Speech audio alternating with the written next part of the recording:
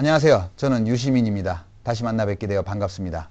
충격적인 증언, 어떤 거대한 비밀이 숨겨져 있는가? 법정에서 충격적인 폭로가 나왔습니다. 단 3분 만에 최고 권력자들이 숨기려 했던 거대한 비밀이 드러납니다. 이 충격적인 증언을 절대 놓치지 마십시오. 두 개의 재판, 하나의 거대한 의혹, 과연 샤넬 매장에서는 무슨 일이 있었던 걸까요? 그리고 누가 계엄 선포문 폐기를 지시했습니까? 그 대답은 여러분을 경악하게 할 것입니다. 이 증언들은 대한민국을 뒤흔든 두 개의 거대한 스캔들에 대한 우리의 인식을 완전히 재정의할 수도 있습니다. 먼저 샤넬 가방의 미스터리가 영상통화를 통해 밝혀지고 있는 재판정으로 가보겠습니다. 미스터리한 영상통화, 샤넬 직원의 특별한 손님에 대한 증언, 서울중앙지법 형사합의 27부 재판장, 김건희 여사에게 금품을 청탁한 혐의로 기소된 윤영호 전 통일교 세계본부장의 재판이 열린 이곳 법정은 한 증인의 입에 모든 관심이 쏠렸습니다. 증인석에 선 사람은 샤넬 매장의 전 직원 기혁씨. 그녀는 2022년 7월 8일 그날의 기억을 생생하게 떠올렸습니다. 기혁씨는 재판에서 그날 아침 부점장으로부터 받은 특별 지시사항을 공개했습니다. 부점장으로부터 영부인이 선물 받은 제품을 교환해야 한다는 얘기를 들었다고 증언했습니다. 영부인이라는 단어 하나만으로도 매장의 긴장감은 평소와 달랐습니다. 그날 매장을 찾은 사람은 바로 유경옥 전 대통령실 행정관이었습니다. 기혁씨의 증언에 따르면 유 전 행정관의 행동은 일반적인 고객과 확연히 달랐습니다. 그녀는 무선 이어폰을 착용한 채 누군가와 계속 대화를 나누는 듯 보였습니다. 마치 현장에 없는 누군가에게 실시간으로 상황을 보고하고 지시를 받는 듯한 모습이었습니다. 사건의 절정은 기혁씨가 유 전 행정관에게 추가 제품을 보여주는 과정에서 벌어졌습니다.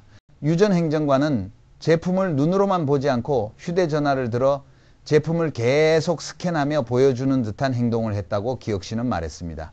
단순히 사진을 찍는 것을 넘어 카메라 렌즈를 통해 가방의 재질, 디자인, 로고 등을 꼼꼼히 비추고 있었습니다.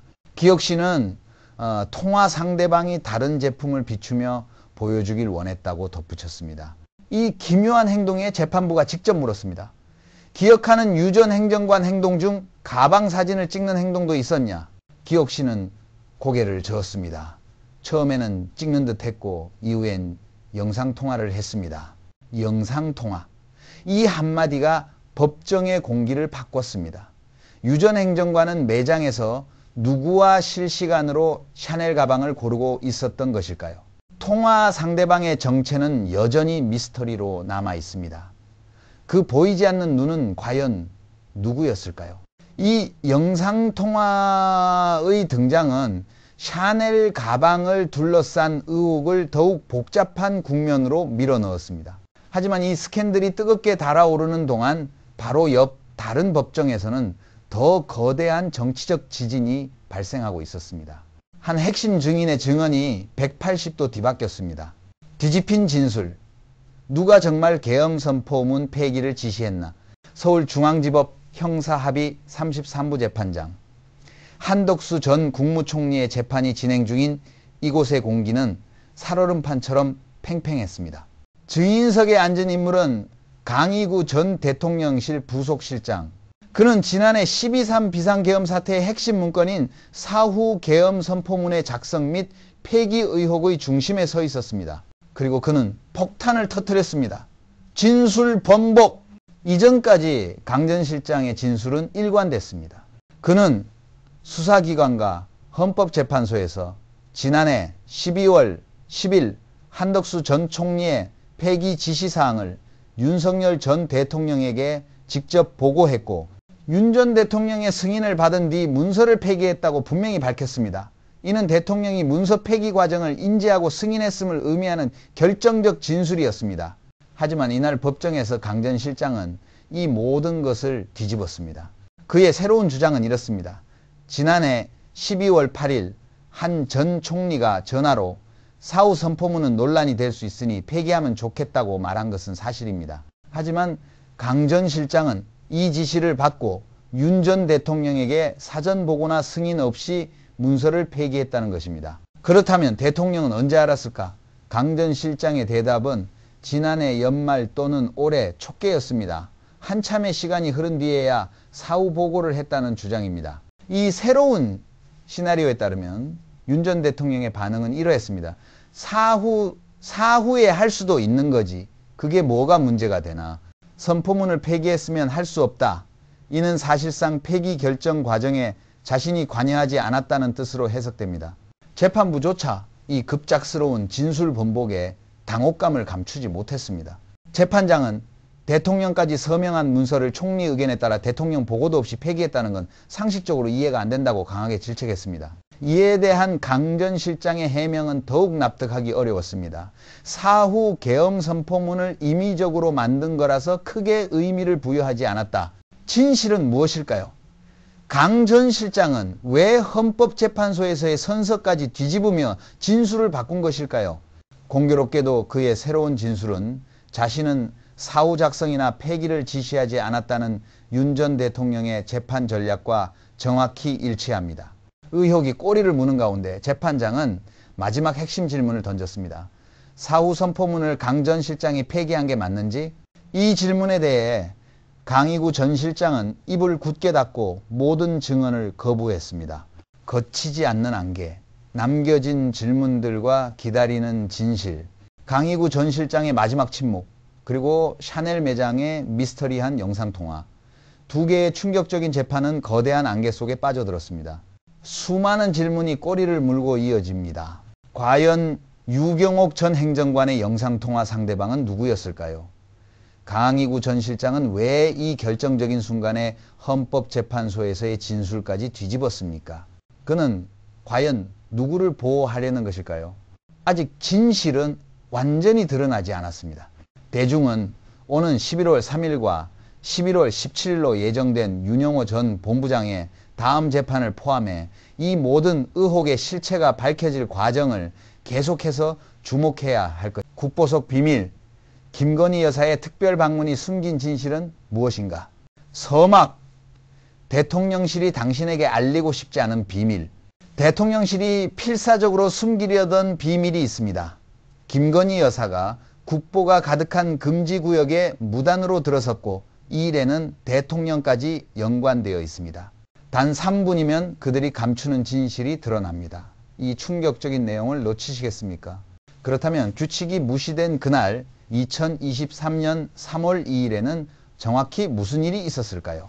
금지된 문이 열리다. 비밀 방문의 내막. 2023년 3월 2일 국립고궁박물관. 전문가에게만 허락되던 수장고의 문이 한 특별한 방문객을 위해 열렸습니다. 김건희 여사는요, 일반 관람 경로가 아닌 박물관의 심장부로 직행했습니다. 그곳은 유네스코 세계기록유산인 조선왕조실록과 국보 조선왕조에게 등 값을 매길 수 없는 보물들이 잠들어 있는 절대적인 통제구역입니다. 사전 신청, 학술 목적 증명, 관장의 허가라는 모든 엄격한 출입 절차는 그날 완전히 무시되었습니다. 모든 규칙이 산산조각 난 것입니다. 그렇다면 이 충격적인 행위에 대한 공식적인 해명은 무엇이었을까요? 박물관 측의 답변은 오히려 대중의 분노에 기름을 부었습니다. 증발한 기록과 충격적인 고발, 대립의 시작. 규정 위반이라는 명백한 사실 앞에서 박물관 측은 직원들이 작업 중이라 개방했다는 궁색한 변명을 내놓았지만 이는 곧바로 더 큰 논란에 부딪혔습니다. 더불어민주당 이호경 의원이 공개한 정보는 사건의 본질을 완전히 뒤바꿔 놓았습니다. 김 여사가 특정 유물인 조선왕조에게를 직접 지목해 보여달라고 요청했다는 것입니다. 이 한마디는 단순한 기록 누락을 의도적인 직권남용으로 바꾸어 놓았고 여론은 싸늘한 변명과 충격적인 폭로 사이에서 들끓기 시작했습니다. 박물관과 야당의 팽팽한 대립은 이미 충분히 긴장됐지만 이야기는 여기서 끝나지 않았습니다. 며칠 뒤 대통령실에서 나온 더 놀라운 요구는 의혹을 정치적 폭풍으로 바꾸어 놓았습니다. 대통령까지 가세하다. 진정한 동기는 무엇인가? 김 여사의 방문이 하나의 불씨였다면 윤석열 대통령의 다음 행동은 아예 화약고에 불을 붙인 격이었습니다. 며칠 뒤 윤 대통령 또한 수장고를 보겠다고 요구한 사실이 드러난 것입니다. 왜 대한민국 최고 권력자 부부는 전문가도 아니면서 이토록 이례적으로 국가 최고 보안시설에 집착하는 걸까요? 이는 학예사나 관련 전문가의 영역이지 대통령의 역할이 아닙니다. 이들의 행동은 단순한 호기심을 넘어 무언가 다른 동기가 있다는 의혹을 키우기에 충분했습니다. 이 모든 행동은 국민의 신뢰라는 더 근본적인 질문을 던지게 합니다. 미결의 질문, 국가유산인가 사적 재산인가? 이들의 동기에 대한 의문은 정치적 문제를 넘어 우리가 국가유산을 어떻게 정의하는지에 대한 핵심을 건드립니다. 이는 국가유산을 사유화하려는 시도일까요? 공과 사의 경계가 흐려지며 신뢰는 무너졌습니다. 결국 이 유산들을 지킬 사람은 누구일까요? 어쩌면 그 답은 우리 자신에게 있을지 모릅니다. 여러분 안녕하십니까? 유시민입니다.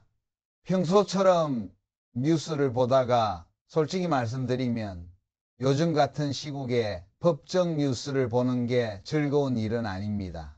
숨겨진 진실, 김건희 여사 불기소 결정 뒤에 감춰진 검찰의 치명적인 7가지 거짓말, 충격, 압수수색 영장과 수사 착수 시점에 대한 검찰의 거짓말이 드러났다. 단언컨대 지금 검찰이 필사적으로 숨기려 하는 하나의 비밀이 있습니다. 바로 김건희 여사의 도이치모터스 주가 조작 의혹 불기소 결정 2014년 10월 17일 전체를 뿌리부터 흔들 비밀입니다. 단 5분 안에 그 충격적인 진실을 여러분 앞에 명확하게 드러내겠습니다. 검찰이 내놓은 불기소 결정은 철저한 수사를 거쳤다는 기만적인 가면 뒤에 숨겨진 체계적인 은폐 시도로 보입니다. 우리가 가장 주목해야 할 거짓말은 수사가 실제로 착수된 시점 2020년 11월 18일과 영장 청구 시점을 뒤섞어 말한 부분입니다. 검찰은 도이치모터스 사건으로 김 여사에 대한 압수수색 영장을 청구했지만 법원에서 기각되었다고 주장했지만 이는 이중의 기만임이 밝혀졌습니다. 영장 자체가 코바나 컨텐츠 수사와 관련된 것이었으며 도이치 사건에 대한 수사 착수 보고서조차 작성되기 전인 2020년 11월 9일에 김건희 여사에 대한 영장이 청구되었다는 사실은 무엇을 의미할까요? 검찰은 왜 수사의 가장 기본적인 첫 단계부터 거짓말을 해야 했을까요? 만약 이 거짓말의 전모를 알지 못한다면 우리는 VKS의 노골적인 편파수사 천문학적 증거를 놓치게 될 것입니다.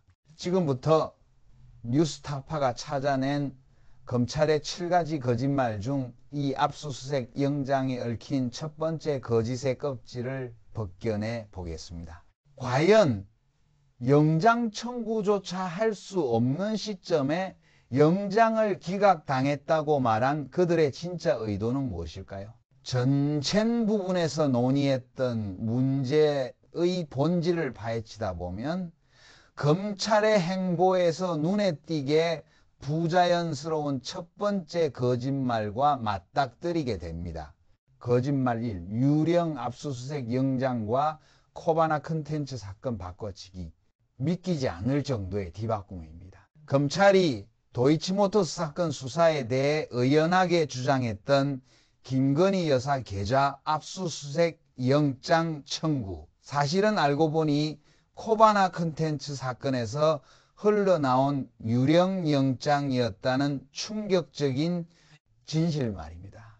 검찰은 도이치모터스 사건을 엄정하게 수사하고 있다는 인상을 주려 압수수색 영장을 청구했으나 법원에서 기각되었다는 논리를 내세웠습니다. 이는 마치 김 여사의 혐의가 충분치 않음에도 검찰이 할 만큼 했다는 프레임을 씌우기 위한 의도적인 기만으로 보입니다. 하지만 그 이면에 숨겨진 실체는 달랐습니다. 검찰이 실제로 2020년 11월 9일에 청구했던 영장은 코바나 컨텐츠 관련 의혹 수사를 위한 것이었습니다. 이 영장에는 주가 조작의 핵심 혐의라 할 수 있는 자본시장법 위반 혐의가 빠져 있었습니다.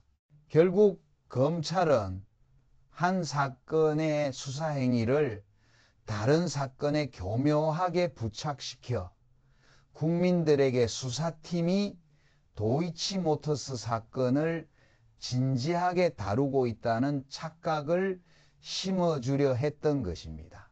이러한 기만적 행위는 시점 비교를 통해 더욱 명확하게 드러납니다. 검찰이 김건희 여사 관련 압수수색 영장을 청구했던 시점은 2020년 11월 9일이었습니다.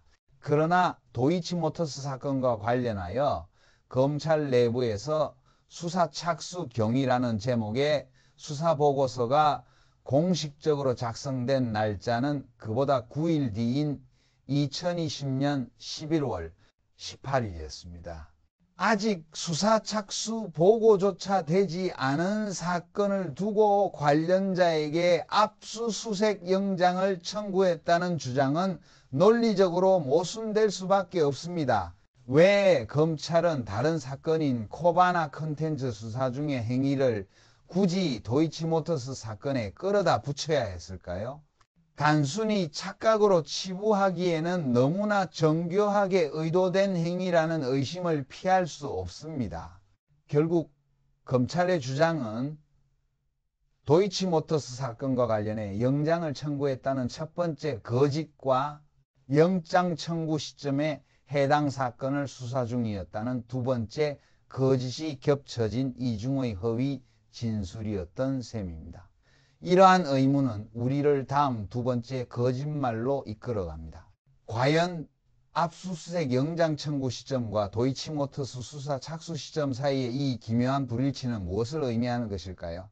전 단락에서 검찰이 도이치모터스 사건 관련 압수수색 영장 청구 사실에 대해 진실을 왜곡했던 방식에 대해 논했습니다.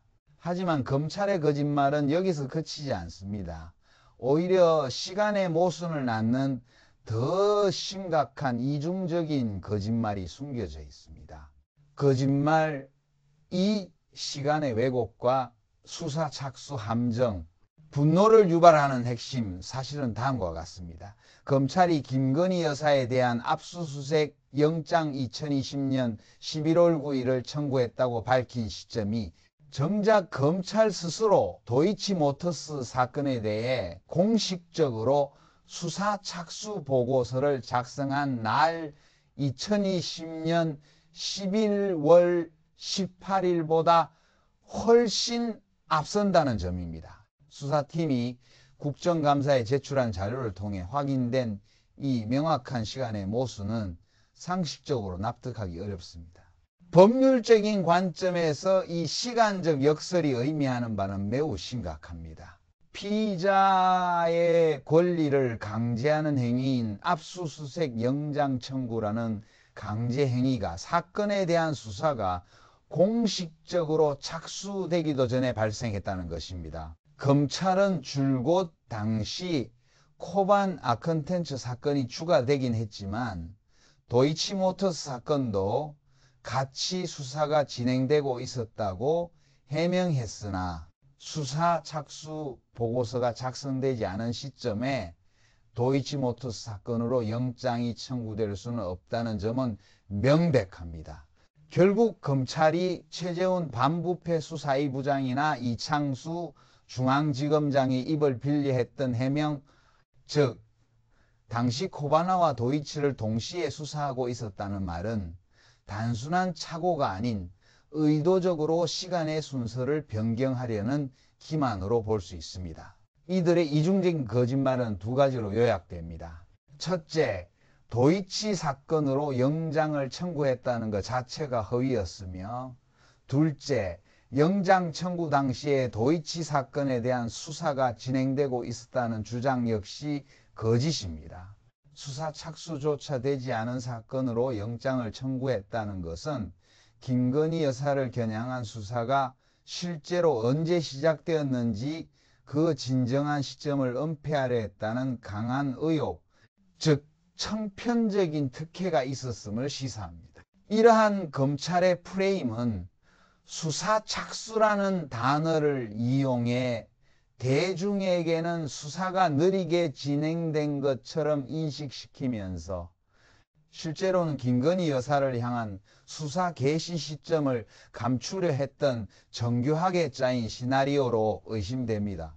이처럼 검찰이 한 계좌주에게는 엄격한 기준을 적용하면서도 특정인에게는 시간의 논리마저 거스르며 봐주기 수사 의혹을 키운 상황은 우리에게 검찰 조직의 공정성에 대한 근본적인 질문을 던지게 합니다. 그렇다면 김건희 여사 외에 압수수색을 당한 다른 계좌주들은 과연 어떻게 다뤄졌을까요? 압수수색 영장 청구 시점과 수사 착수 보고서 작성일 간의 시간의 모순이라는 의혹은 검찰의 공정성에 대한 근본적인 의구심을 남겼습니다. 그러나 검찰이 공들여 만든 엄정수사 코스프레 뒤에는 또 다른 두 개의 거짓말과 더욱 노골적인 천편적인 특혜가 거짓말 3 은폐된 계좌주 이 모 씨의 진실.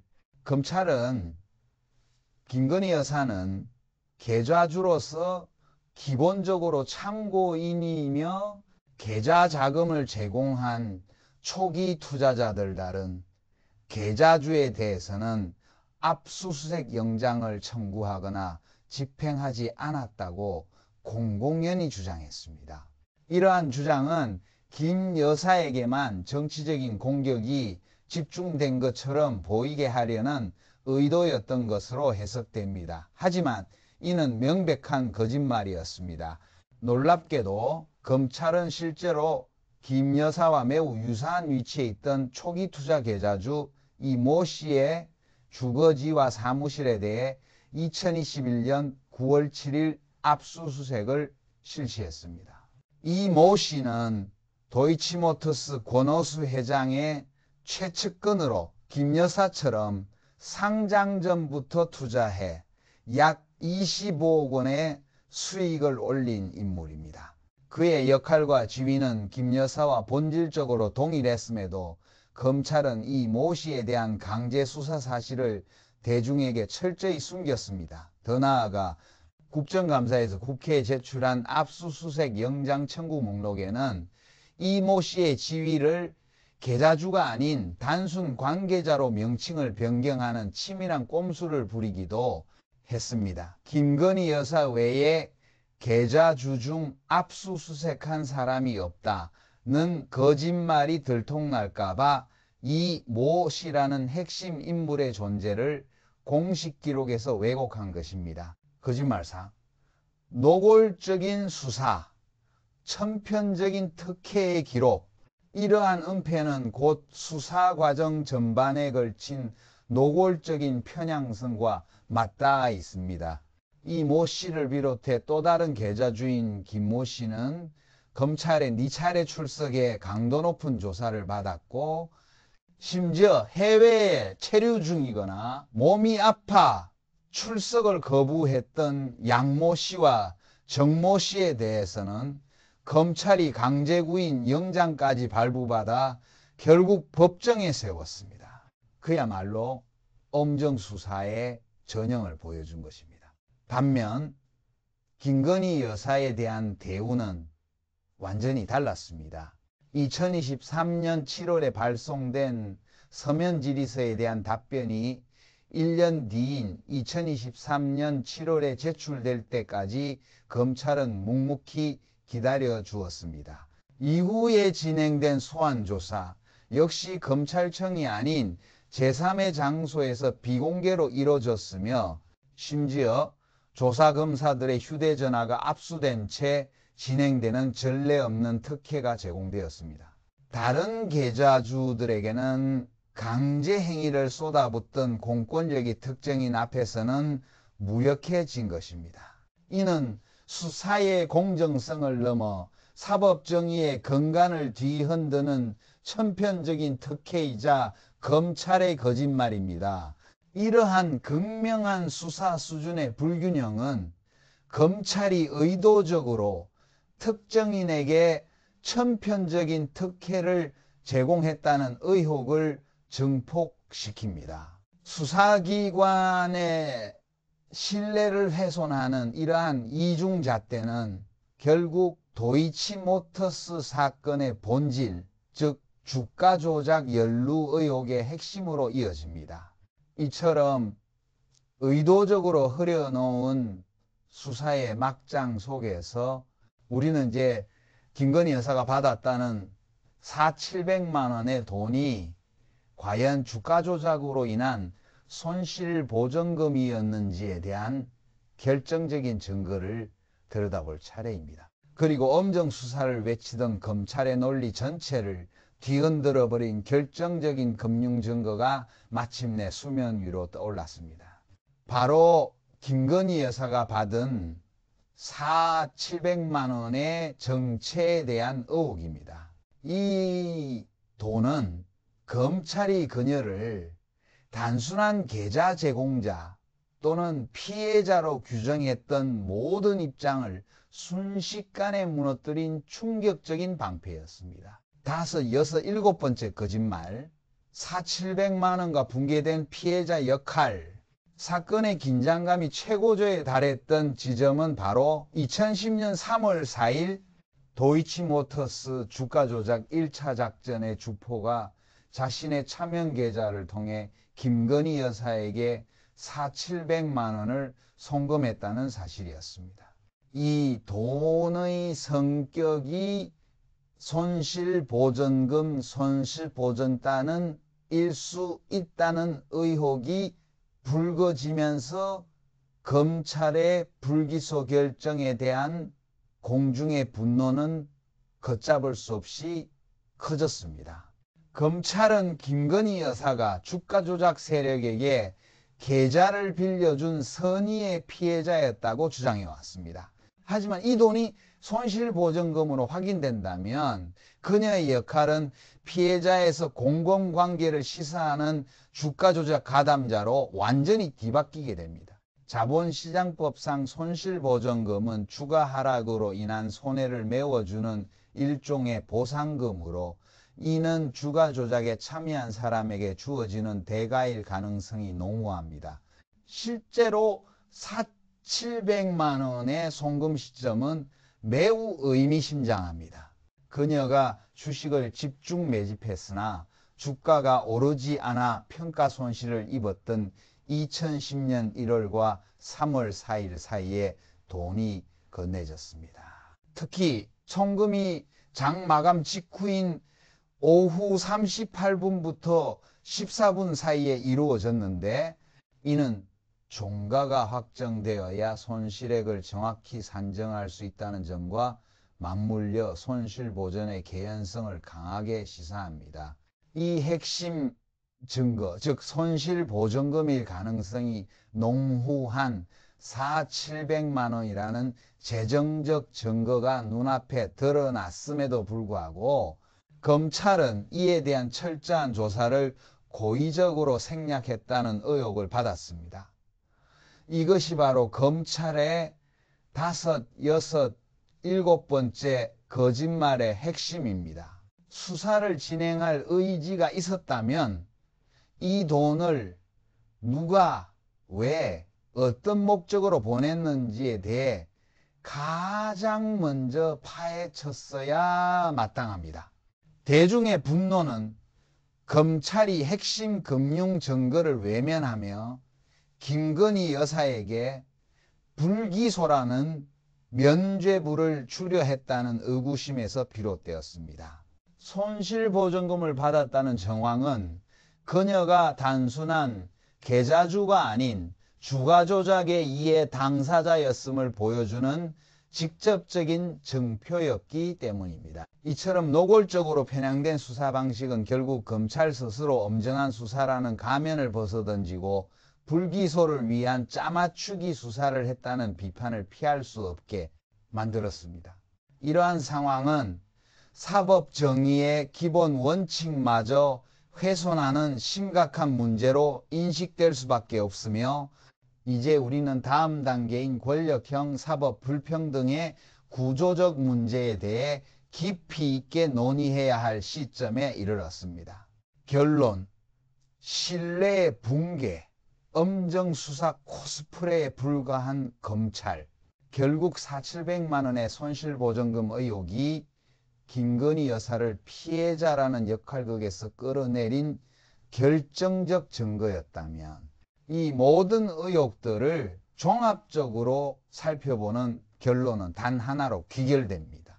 바로 검찰의 불기소 결정이 엄정수사 코스프레의 결과일 뿐이라는 냉혹한 진실입니다. 수사 착수 시점 허위 진술부터 시작해 압수수색 영장 청구 시점과 관련한 거짓말, 다른 계좌 주인 이 모 씨에 대한 압수수색 사실을 숨긴 조직적 은폐, 그리고 마침내 손실보전금 의혹의 핵심인 4,700만 원 증거를 의도적으로 외면한 조사 회피에 이르기까지 우리는 일련의 체계적인 특혜와 은폐를 목격했습니다. 이 모든 정황은 검찰이 진실을 규명하려는 사법기관이 아니라 김건희 여사를 방어하는 변호인단의 역할에 충실했다는 비판을 정당화합니다. 불기소 처분은 정상적인 수사의 결과가 아닌 권력 앞에서 사법적 정의가 붕괴했음을 상징하는 명백한 사건입니다. 수사기관의 조직적인 비호는 공정성에 대한 국민적 신뢰를 근본부터 뒤흔들었으며 이것이 바로 권력형 특혜의 민낯입니다. 이러한 체계적인 편향을 극복하고 공정과 정의를 다시 세우기 위해서는 더 이상 검찰에게 기득권을 맡길 수 없습니다. 우리는 진정한 의미의 사법정의가 실현될 때까지 이 모든 거짓말과 특혜의 실체를 널리 알려야 합니다. 왜냐하면 권력형 비리에 대한 침묵은 곧 정의의 포기이기 때문입니다. 지금 국민의힘으로 진실을 요구할 때입니다. 이 사건의 진정한 결론은 조작 없는 독립적인 특검 수사에서만 내려집니다.